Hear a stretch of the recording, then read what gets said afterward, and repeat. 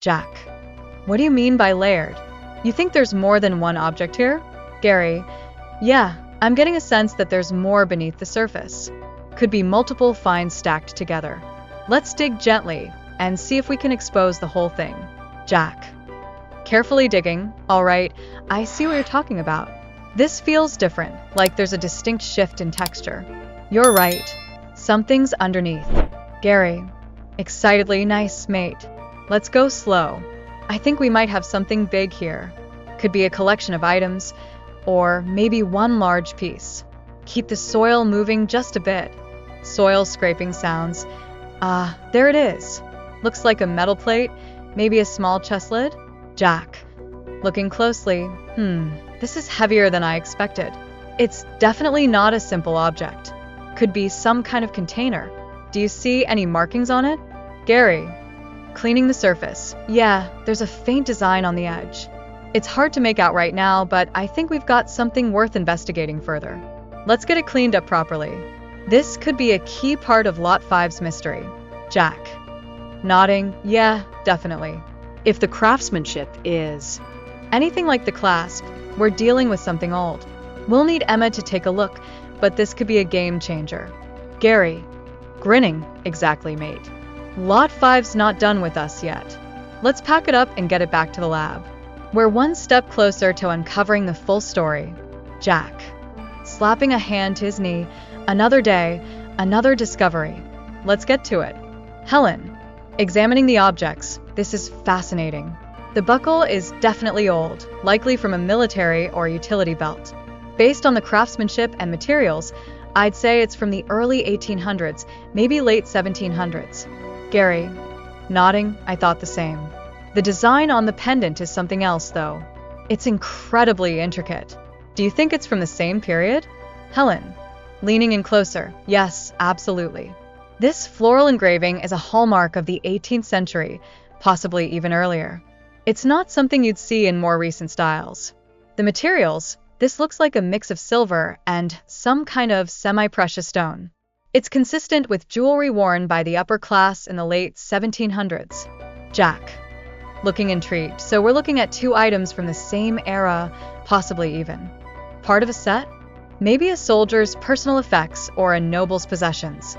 Helen. Thoughtfully. It's certainly a possibility. The belt buckle and pendant could have belonged to the same person, or perhaps they were buried together as a set. We'd need to find more context around the location to be sure. Gary. Smiling. Well, I think we're getting somewhere. These finds are starting to tell a story. What's next on the docket? Helen. Placing the items back on the table. We need to look for any other smaller pieces in the vicinity. If these objects were together, there could be more buried nearby. Let's keep this search methodical. Every clue brings us closer. Jack.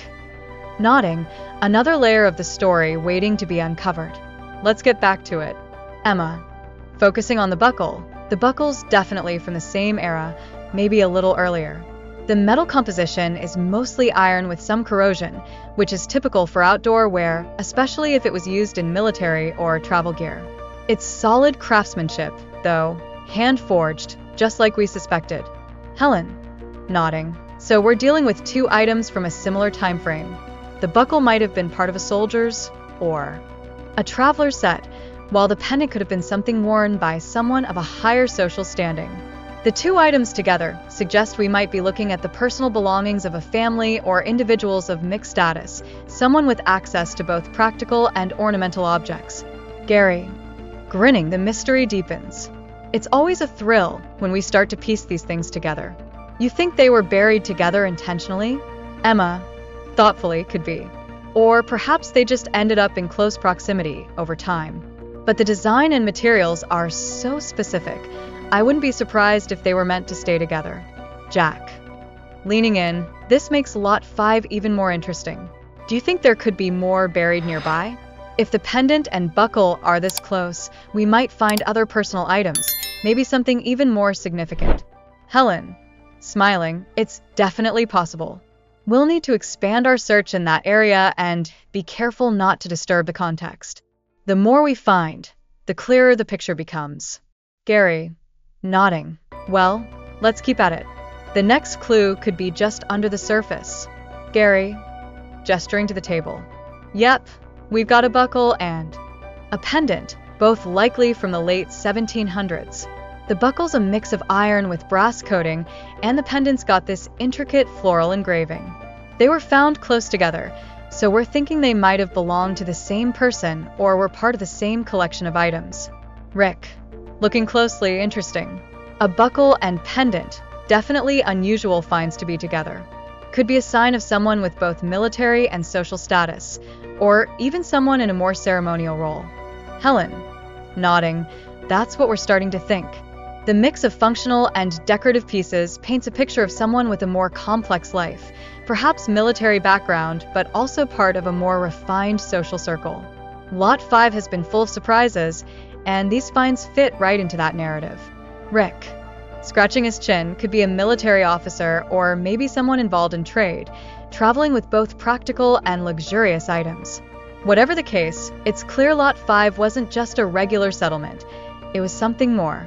Jack, thoughtfully, if we're getting this kind of diversity from these two items alone, I'm guessing there's more to uncover.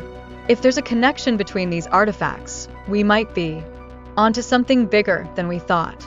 Gary, smiling exactly. Lot 5's becoming a real puzzle, and every piece brings us closer to understanding what this place was really about. Rick, well, whatever it is, we need to keep pushing forward. Let's get back out there and keep searching. We're bound to find more to tie it all together.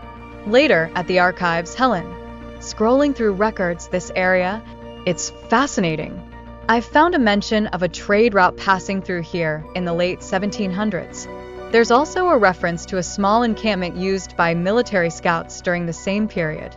This could fit with what we're seeing, functional items like the buckle, alongside more decorative pieces like the pendant.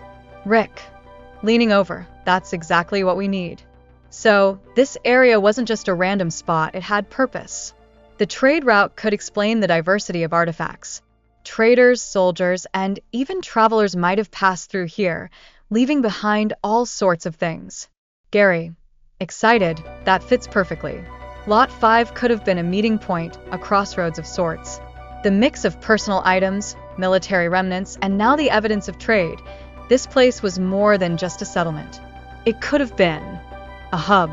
Jack, looking at the map, the GPS data shows that our finds are clustered around a specific area. If this is where the trade route and military encampment intersected, we might be onto something big. The artifacts are telling us this was a busy, active place. Helen, nodding, and if we find more items from different groups, whether soldiers, traders, or civilians, it could give us a clearer picture of how this place functioned. We might even start to identify specific people or groups who passed through here. Rick, smiling, great work, everyone. We're on the right track. Let's continue to dig in both the field and the archives. Every new find is another piece of the puzzle. Keep it up. Gary, grinning, back to the hunt indeed. Lot 5 is full of surprises, and we're just getting started. Back in the research room, hours later, Helen, staring at documents, I've found something interesting. There's a mention of an old trade route passing through this area in the late 1700s. Additionally, there are records of a small military camp, seemingly used by scouting units during that period. This could very well explain the presence of items like the buckle and the pendant, a mix of utilitarian and decorative objects. Rick, nodding, a trade route and a military camp. That's a pretty interesting combination. These artifacts could belong to someone who passed through here, possibly a military officer, a trader, or someone connected to both. This opens up a lot of possibilities. Gary, thoughtfully, so we could be looking at something more than just a settlement here. Lot 5 could have been a stop, a meeting point of sorts, where both traders and soldiers passed through. Personal items and military remnants suggest a diverse community, one where function and luxury coexisted. Jack, pointing to the map, exactly. Looking at the GPS data, the clustering of the finds suggests we're right in the middle of a busy area. The more we dig, the more evidence we find. Helen, holding up the records, that's right. I'll keep digging into the historical documents to see if there are any references to military groups, traders, or any other groups who might have been connected to these artifacts.